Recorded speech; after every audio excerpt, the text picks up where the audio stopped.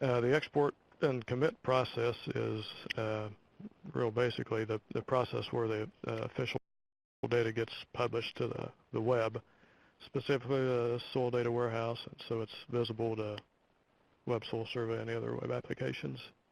The information we're presenting here is in the NASIS training, Chapter 17, but that's from 2010, I think, and some of the content probably is all still applicable, but the screens may be a little different. I think that was NASIS 5, I think. There may be some new steps, some new information that is required now. And then there's an annual bulletin comes out around the same time every year that tells us what the timeline for getting this stuff in from both the regional offices and the state offices and what we need to do. It will have specifics on if there are some new interpretations, and that has that down here. I guess that doesn't happen every year. You're not sure also if some of the existing interpretations have undergone changes, and I just assume that one of them somewhere has, because there are quite a few. I haven't counted, but 100 maybe.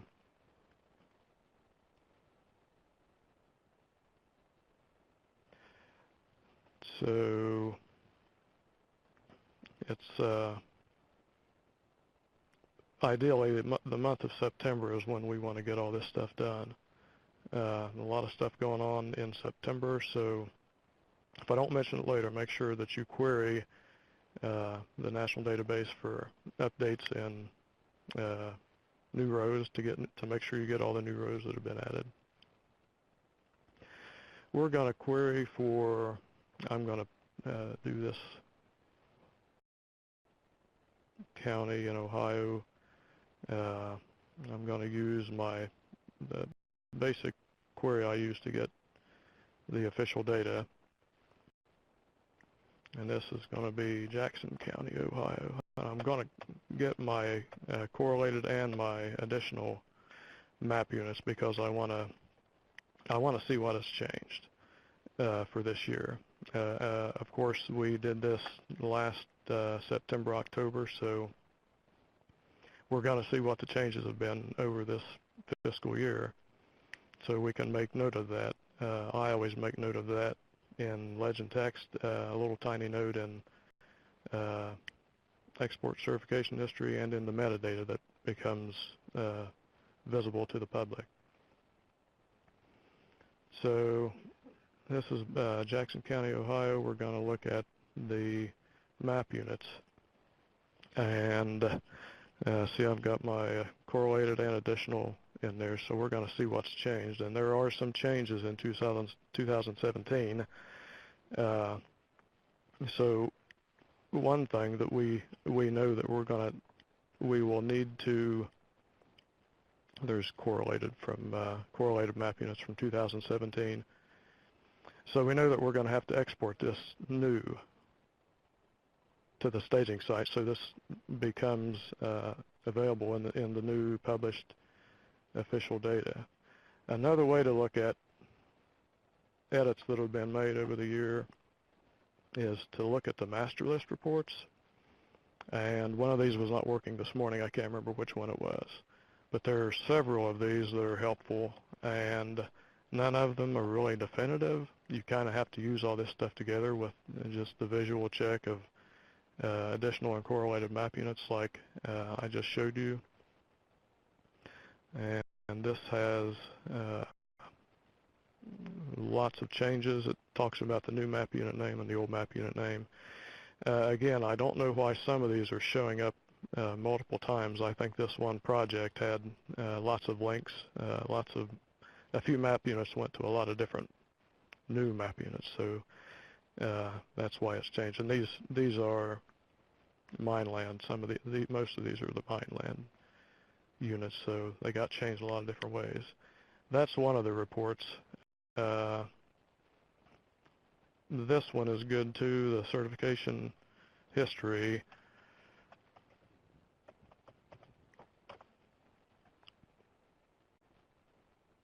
just takes a couple minutes to run if you do it on each county individually. The part I like to look at is the bottom part. It's got this table that shows changes, and it's got some information about new attributes that have changed. But the bottom part, I think, just for correlation records and mentioning what has changed, it tells which map units were combined with, got put into which new map unit. So it kind of tells you what the correlation changes have been over the year. The quirk, I think, this, at least for this project, is that part of this is messed up, and no fault to the guys that are the report writers. I think it's just a lot of data in there that we're trying to make available. As I said, these reports are not definitive. This is the one that did not work. It's the one that tells you which projects are ready to upload, and the ones that are the projects that are ready, I think they're in green. The ones that are not ready are in black, I think, but for some reason that's not working this morning. So through all these three reports are what I generally use, and again, with just a general check of the data, I kind of use that to figure out what's changed and what we need to make mention of in legend text. Also, you want to stay in contact with data quality specialists. We have 3 for the cover Ohio, so I check with them regularly this time of year to see what's ready and what's not ready. Make sure everybody's on the same page. When you figure out what you want in what has been changed and what you want to make mention of, I'm going to check this out. I'm going to check out my legend, and I'm going to add a couple text notes. I think I'll do this real quick for demonstration purposes, knowing that I can export again, and the new export will take the place of the old export in the staging site, so I'm not worried about it. I'm going to copy this notes. I've got this Word file that I keep, and it has kind of a stock text notes for both the legend text and the export certification history. And I'm just going to copy this one real quick, maybe, and paste that into legend text. This is a note that keeps a running total, a running tally of all the changes that we've ever made. And I'm just going to paste that in there and save it. Don't forget to end your edit. What the resource soil scientists like is a way that they can see what all the edits have been over the years, or at least the new ones. They can look at my text note. I'll make this available too, actually, in Tech Guide, and we keep that on Tech Guide. But through the years, it shows what's changed through the years, and especially the resource soil scientists like that idea. So we try to provide that for them and anybody else that wants to see it. I mentioned that we're going to also add a note into the legend export certification history, which I think is a requirement now for exporting. I think if you do not have a new note in here, it will not let you export. So we're going to add a row here and type my name in, and it's you have to enter all this stuff and open that up, and just like we did with legend text, I'm going to add a note in here that there's been some changes. Like I said, I do have a more extensive note that's saying which map units were changed, which were added, deleted, miscellaneous changes that were made, those kinds of things. But just for demonstration purposes, I'm going to put that in there real quick, and I'm going to end my edit. I'm going to save this, and uploading shouldn't take too long. I'm going to check it in, I'm going to clear my selected set because remember we had both official and or correlated and additional units, and we don't want to export all that stuff. I'm going to query again just for my correlated units because that's all we want going to the staging site. Okay, there was about 200 map units the first time. I had 122. Okay, and they were all correlated. They're all correlated now. There's a couple validations. Of course, most of those are done by soil survey offices and data quality specialists, but there's a couple that I do. And in years past, there was a lot of problems with the overlap table. They sometimes were not done by the soil survey office or the regional offices. So I'll run that, and this one checks, I don't know how many checks it does on all of the overlap tables, but it's a good validation to run. There's also a couple reports that I like to run. Again, that's for the overlap tables. And you can see if there's a hole or something doesn't add up at the end. This one too, I don't remember where this one's from. MO1 in Portland. I like this one. There was some validations written fairly recently or calculations actually, to put things into the export or into the overlap tables. And I think that's why I have not been seeing errors the past couple of years. But I still run those just because I always did.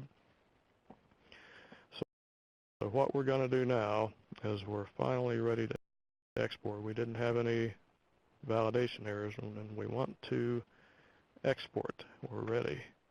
So how do we do that? We're going to open up the export table, and we're going to do a new export. I'll show you in just a minute how to use an existing export, because it saves your interpretations, your text notes, a couple things like that. It saves it for you, and it makes it a little bit easier. But for demonstration purposes, we're going to do a brand new one. So we're on our new export right here. We're going to look at these 4 tabs. There are some defaults that you'll have to look at, but we want this going to the staging server. And what I usually do is I always use the query where I query just the stuff that I want to export.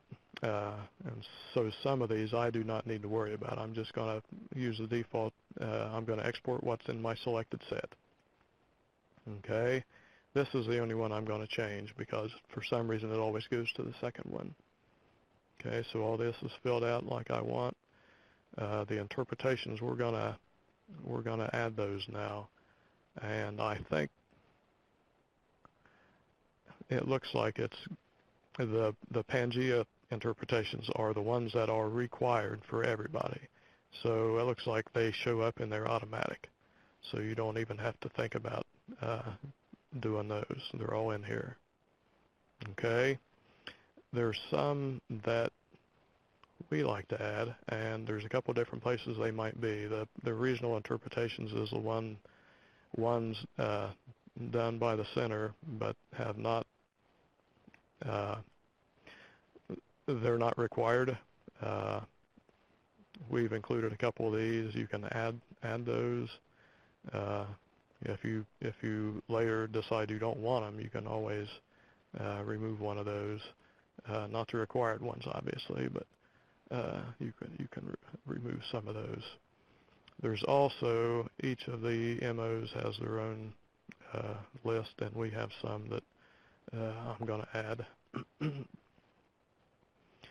The bulletin mentions which text notes you want to add. At a minimum, you want the non-technical description, because that's the brief technical description that's required, that's run from the calculation in component. So I think we got everything we want. This one's, everything is in here. We've selected our interpretations. We've selected our text that we need, and we're going to run this. And it looks like we're ready. It's running. It takes a few minutes. It does depend on the size of the legend, the DMUs, and all that stuff.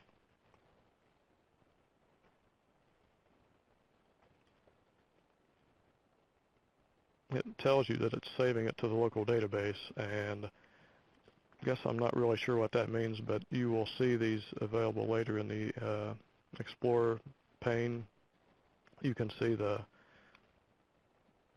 exports show up.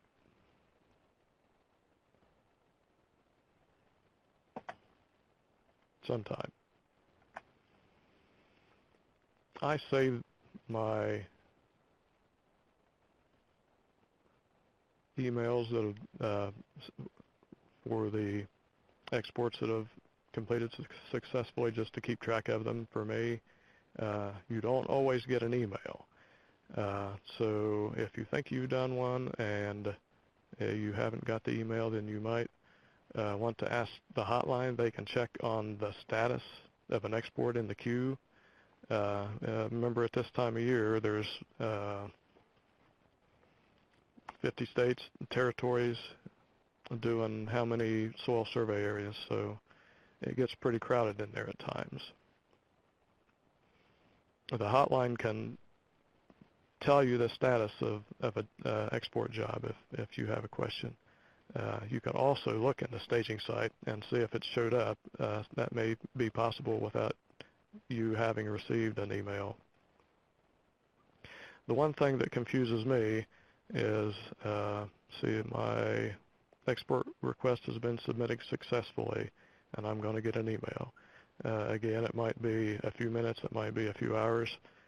If it's real heavy traffic on the site, it might take overnight. It looks to me sometimes this button looks like it hasn't been pushed, but since this says that your export was successful, then you don't need to worry about that. Again, I suggest that you query the national database frequently because there's lots of changes going on at this time. The other thing I do is I'll query I'll export one soil survey area at a time. You can do more than one, I think, and I've done that, but it's easier for me to track, easier to make text notes, and it's just easier for me. Again, it takes a while. You just have to let it run. You need to start early. Ideally, the regional offices are done the beginning of September. If we could see that one master list report, we would see that that's not the case all the time, but they're working real hard. They're trying to get these things in. I still haven't got my, well, I did get it. I got it already. Look at that. So, oh, that was one I did a little earlier for Henry County. That took just a few minutes, actually. So we don't know yet about Jackson County. If Jackson County is in there, sometimes you can go to the staging site and you can see if it's in there, if it's being committed. It is not. These are ones that I did. Well, Jackson County I just did. These were last week. The spatial, you can see the spatial data that the digitizing unit has sent in. So some of these are ready to commit, and we'll look at that in a minute. The other thing I wanted to show is using an existing export to export a soil survey area. And I think this is the one that we just did.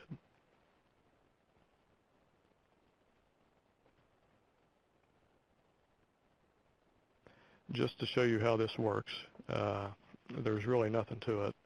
It just your local database saves a copy of the export, so it has everything that you've selected previously.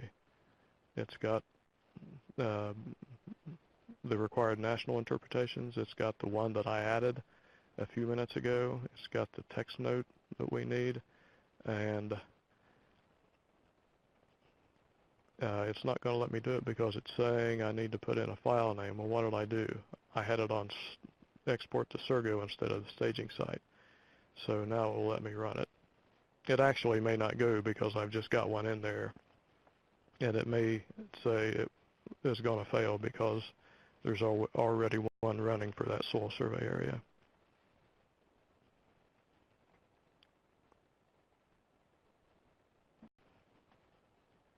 And as soon as you do your first export, you'll be able to use that for the rest of them. And that's all with exporting. And the next part of this will be, we'll talk about committing in the staging site.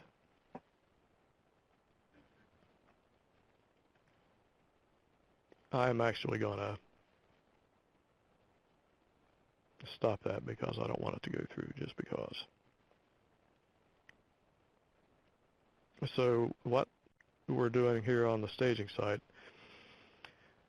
this takes it through some checks and some verification. It lets you put in some metadata. It lets you join it with the spatial data, and then it's posted to the warehouse. Of course, it sits in a holding area until October 1st or such time that the center decides to release everything nationally. This is the easier part of the export and commit process, and it's a little bit faster for those reasons, plus the fact that there's so much going on in the server. I generally wait these until toward the end of the day, and then I'll do a bunch of them, and they'll run overnight when there's not much of a load on the server. So let's select one of these, and I'll do this one because it has both the tabular and the spatial data. And I'm going to apply the selection, and it shows both are in here. The regional office put spatial in a few weeks ago, and I exported NASIS just last week. You kind of go through the menu on the left. Top to bottom is the process that you use. And the first thing you want to do is you want to verify it's making links between the spatial and the tabular. It also lets you know of any gaps that may be in the data. Make sure data quality rules are met. So start that. This should take just a minute. Verification completed, so we're good on that. The metadata we want to put in next, and this was something that I don't know if it's a requirement anymore, but years ago they wanted us to put in some metadata, and this shows up in Sergo. So I think it's there's probably at least some people looking at it. We want to go to the process steps. I think the default takes you to the last page of the process step, and it talks about state soil scientist, verifies the data, etc. And I'm going to put in a note here at the very bottom, just saying I think it's actually the same note that I put in legend export certification history. I'm going to paste that in. I'm going to save it.